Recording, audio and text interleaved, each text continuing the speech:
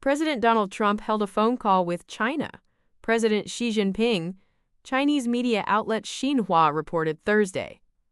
The call was initiated by Trump, Beijing's Ministry of Foreign Affairs said in a subsequent statement. The White House did not immediately respond to CNBC's request for comment on the report. Stocks opened higher Thursday morning, as investors hoped that the Trump-Xi call would break the current stalemate in the trade talks. Trump has reportedly been eager to speak with Xi, as strained trade relations between the two countries frayed further in the past week. While Washington and Beijing temporarily lowered tariffs on each other's goods following constructive talks in Switzerland last month, that tentative agreement has since come under threat. The Trump administration has publicly accused Beijing of slow-walking its pledge to approve the export of more critical minerals, a result of the negotiations in Geneva. China, meanwhile, has expressed deep frustration with a recent decision to impose new restrictions on Chinese student visas.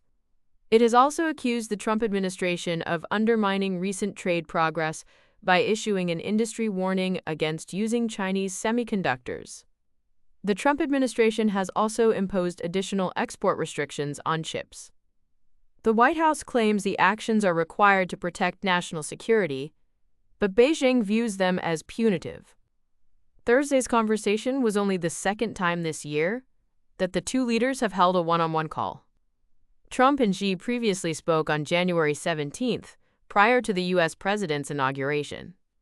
Ahead of the latest call, Trump praised Xi in a social media post that also betrayed his frustration. "I like President 11 of China, always have and always will, but he is very tough and extremely hard to make a deal with," Trump wrote early Wednesday morning. China has been a prime target of Trump's efforts to wield steep, unilateral tariffs for the stated goal of recalibrating America's trade relationships with the rest of the world. Trump had ratcheted blanket tariffs on Chinese imports up to 145% in April, even as he temporarily lowered duties on most other countries to 10%. Beijing hiked tariffs on U.S. goods to 125% in retaliation.